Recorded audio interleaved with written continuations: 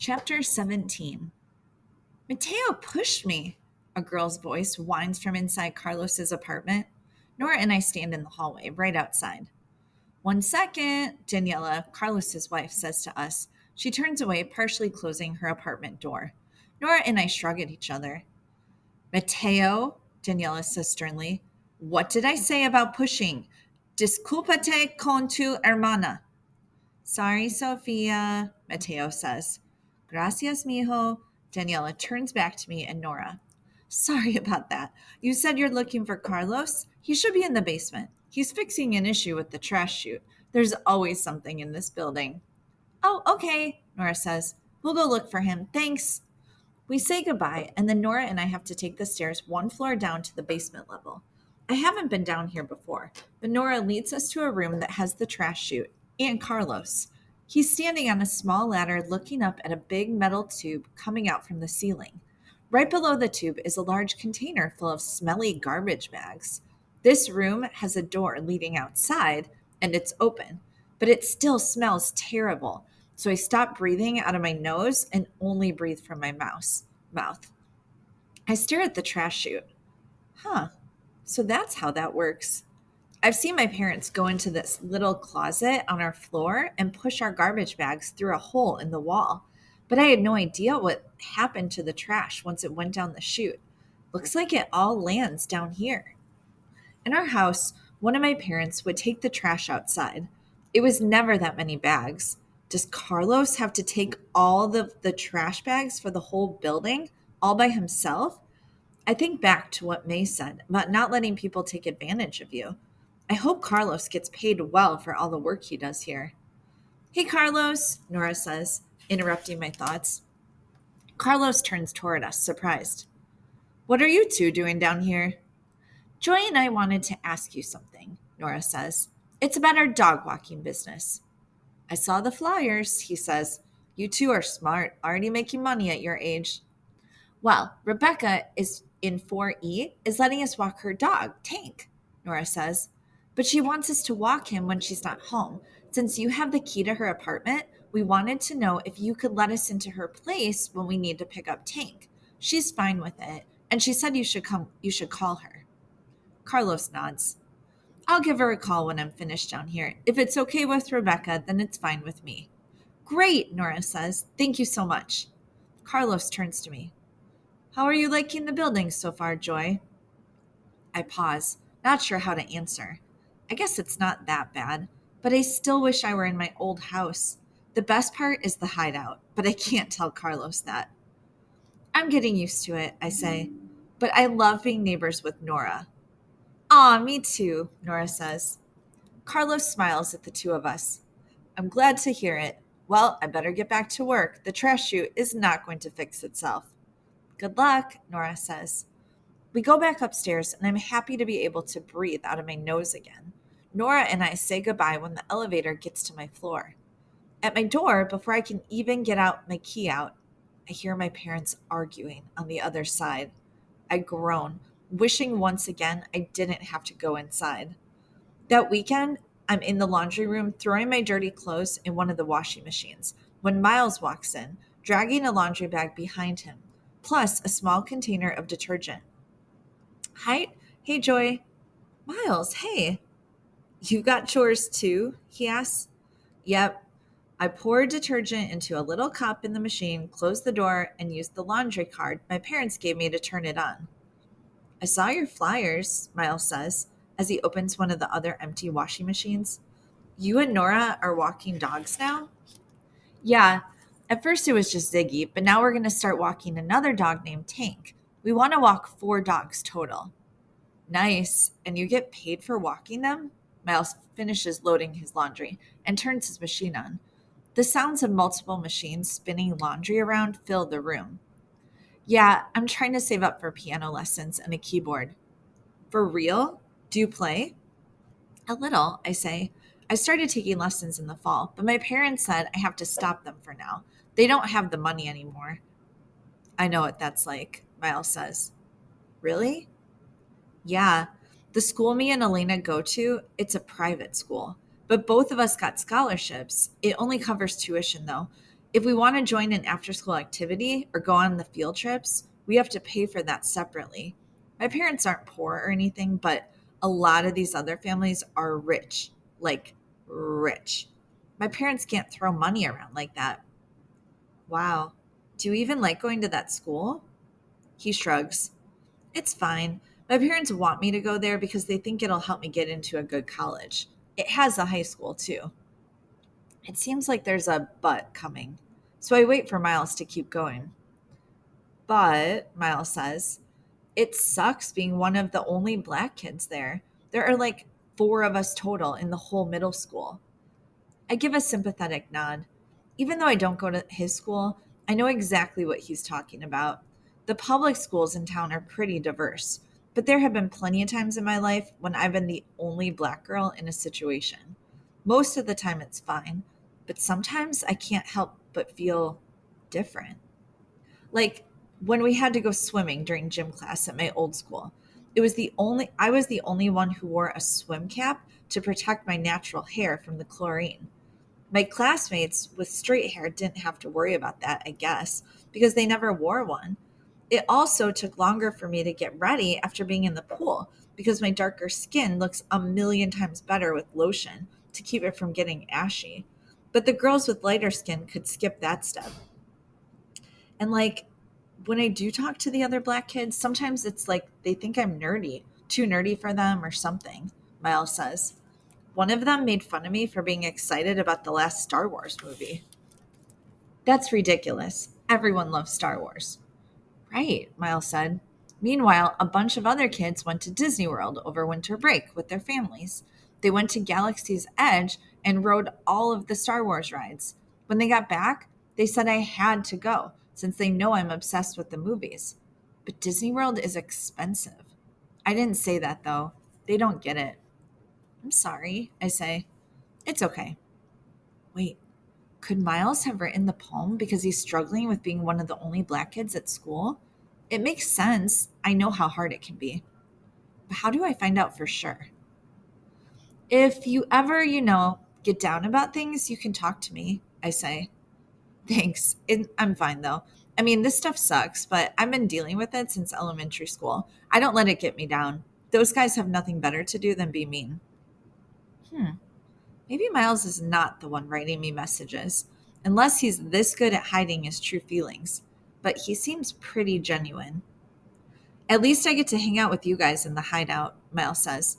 You all like me the way I am. Yeah, I smile. I definitely won't judge. I'm a Star Wars nerd too.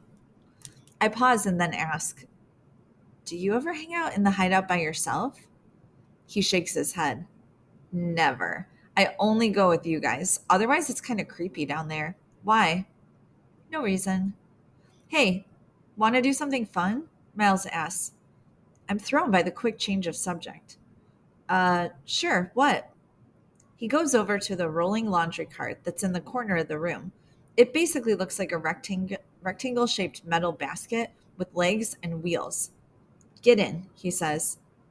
You want me to get in that thing? Yep. He rolls a second cart so the two carts are next to each other along the wall. Then he climbs into one of them. I don't think. I climb into the other cart. Miles holds onto the edge of my cart with one hand onto the wall with the other. On the count of three, we'll both push away from the wall at the same time. Whoever's cart goes the farthest wins. I grin. Got it. I shift positions in the cart so I'm sitting on my knees. I put one hand against the wall behind me and get ready to push. Miles starts counting. 1, 2, 3. He pushes himself off as he's saying three. And meanwhile, I was waiting for him to finish saying three. So by the time I push myself off the wall, he's already rolling across the room. I push myself off the wall anyway while saying, Hey, that's not fair. You went too early. Miles is laughing as he comes to a stop. That was completely fair. And anyway, it doesn't matter when you push off. It's the distance you go that matters. As he's saying that, I come to a stop a couple of feet closer than him. He clearly won that round. Okay, fine, I say. Let's do it again. We have to get out of the cart so we can roll them back to the wall and start over. As we're climbing back into them, an older white man comes into the room. When he notices us sitting in the carts, he gives us a look that instantly shows his disapproval. Then he takes the last empty cart and uses it to transfer his laundry from a washing machine to a dryer. Miles and I are silent. We glance at each other and try not to laugh. When the man is done transferring his clothes and turning on the dryer, he shoots us one more disapproving look before leaving the room again. When we hear his footsteps retreat back down the hall, Miles and I look at each other and burst into laughter. Did you see his face? Miles asked between laughs. Oh my gosh, thank goodness there was a third cart. Imagine if he had to ask us to use one of ours. Miles laughed some more. Do you think he'll tell Carlos? I asked. I don't want to get in trouble. I doubt it. That's Mr. Hollins. He can be grumpy sometimes, but he's harmless. I don't think he'll tell on us. So, round two, then? Yeah. We get ourselves back in the starting positions, and this time I push off of the wall at the right moment, and I push harder this time. I end up going farther and win this round. We play a few more rounds, and by the time I head back upstairs, I've learned two things. One, Miles is a lot of fun. Two, I'm pretty sure he's not the one writing messages on the hideout wall. If he's never down there by himself, when would he have written the notes? I can cross him off my list. One suspect down, two to go. Chapter 18. Nora has a huge grin on her face when I meet up with her to walk Ziggy on Sunday morning. Guess what? She asks as soon as I step in the elevator. We have our last two dog clients. I just ran into Jake, Jack, and Peter. They're the couple that lives in 3G. They have two dogs, Raleigh and Lily. They're Wheaten Terrier siblings, and they're so cute. Jack and Peter asked if we could walk them in the afternoons. Oh, wow, I say. Do we have to do an interview like with Rebecca?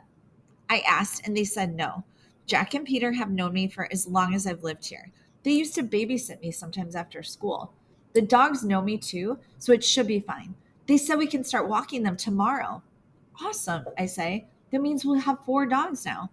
Yep. Nora gives a satisfied smile. Joyful Dog Walkers is officially booked. Yay. Ziggy starts whining and pulling on his leash toward the door leading outside. Okay, Ziggy, we're going, I tell him. We head outside and walk down toward the park. It's super bright out, so I lower my sunglasses from the top of my head.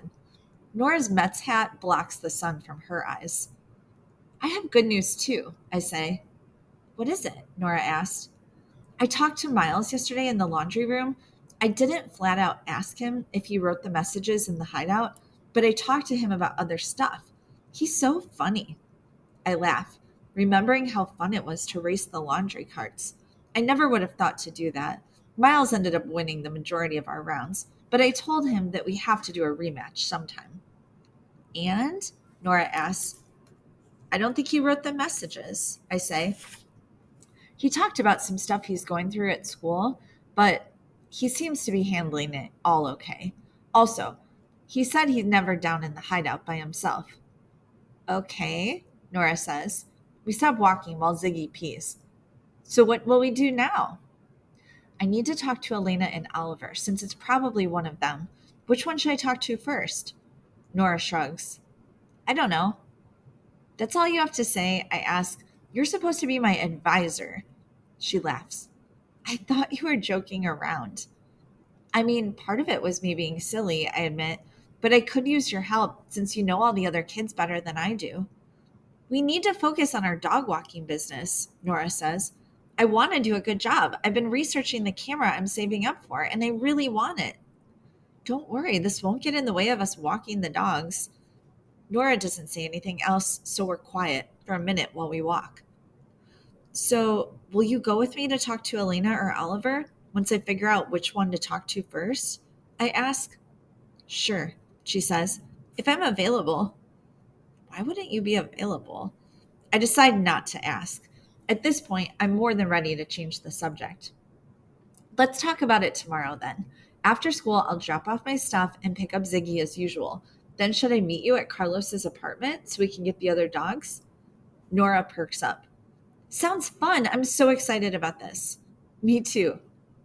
I wish Nora was also excited about finding out who wrote the hideout messages, but there's nothing I can do about that. I guess it makes sense that I'm more invested, since I'm the one who's been writing to this person the whole time. If Nora can't help me, it'll be fine. I'll have to solve this mystery on my own. Nora clutches a dog leash in each hand. I can't believe we're doing this. I know, I squeal. I hold tight to my two leashes, too. I've got Ziggy's and Rolly's leashes, and Nora has Tank's and Lily's. Since Rolly and Lily are twice as big as the two other dogs, Nora and I decided to split them up and each walk one bigger dog and one smaller dog. Rolly and Lily have fluffy fur and adorable faces. They're mostly tan, but the fur around their mouth is darker brown. It's almost like they have beards. They were friendly when they picked up from their owners. Now, Nora and I are standing in front of our building, ready to take our very first walk with all four dogs. Are you nervous? I ask. I am a little. I hope we can handle all four of them. I am too, Nora says, but we've got this. It's warm in the afternoon sun. On our street, cars are driving by with their windows down and music playing. A few people are jogging or on their bikes. It's a perfect day to walk some dogs. I'm carrying a backpack that I found in our coat closet, one of my dad's extra ones. I put all of our supplies in it: baggies, dog treats, water bottles, and a plastic bowl in case the dogs get thirsty while we're out. Ready, pups? Nora asks the dogs. Ziggy wags his tail, and Tank jumps up on Nora's leg. Meanwhile, Rolly and Lily pull our leashes toward the sidewalk. It takes us longer than usual to get to the park because we keep having to stop so a different dog can pee. At one point, when we reach a fire hydrant, Rolly peeing on it starts a whole domino effect. One after another, all of the other dogs pee on the exact same spot. Tink goes last, and right after that, Rolly goes to pee on it again. As soon as he's done, I pull him away from the hydrant. Let's go before they all keep peeing here. Maybe we can jog the rest of the way to the park, Nora says, so they don't get distracted by anything else before we get there. Good idea. We start jogging. Right away, the dogs trot next to us. Tank looks like a small galloping horse when he runs. We slow down once we get to the park's entrance. Water break? I ask. They're panting. I think that's how they sweat. Okay, Nora says. We walk to a bench and sit down. I loop both leashes on one hand so I can slip my backpack off. I pull out a plastic bowl and pour water into it. When I put it on the ground, all of the dogs try to get to it first. One at a time, I say. They don't listen, but eventually each of them gets a few licks of water. After Nora takes a gulp from her water bottle, she asks, Want to hear something cool? Sure. Today I told Miss Francis how I'm working on a screenplay. Miss Francis is one of the sixth grade English teachers. Turns out she took a couple of screenwriting classes in college, so she knows a little about it. She offered to read my script for me when I'm done. That's awesome. I know, right? I really need to finish it. I'm going to work on it every night from now on, after homework. It's already June, and we have, 3 weeks of school left? I want to give it to Miss Francis soon so there's time for her to read it before summer break. Then I can use her notes to fix it over the summer. I can tell how excited Nora is because she starts talking even faster. And then, if we keep walking dogs and making money, maybe I'll have enough money to buy my camera by the time school starts again. I can start filming this fall. You'll get it done in time, I tell her. It's going to be great. Thanks, she beams. But then her expression gets serious. I need every minute of time to work on my script, so I can't help you talk to Elena or Oliver about the hideout message stuff. Sorry. It's okay, I say. I can talk to them on my own. Cool, Nora says. I'm glad you understand. Of course, I say. That's what friends are for. Nora leans over and rests her head on my shoulder. You're the best, seriously. I smile and lean my head in. The rest of our walk goes well. By the time we get back to our building, the dogs have peed several more times. Nora and I have each picked up poop, and Rolly and Lily have little leaves and twigs stuck to their beard fur from sniffing the ground so much. It's really cute. But Nora and I pull all of it off before we head inside. We did it. We survived walking four dogs all by ourselves. I'm in such a good mood that after dinner I decide to check the hideout wall again to see if there's anything new. It's been over a week since I left my last message telling the mysterious person to write back soon. I haven't checked as much over the last few days because I was starting to think I'd never see another reply. But when I get to the corner, I notice new words written underneath mine. You don't have to worry about me anymore. I stare at it and read it a couple more times. What does this mean? Why would they write that? Something about this message seems ominous, like there's more to it, like they might hurt themselves. I have to get to the bottom of this fast.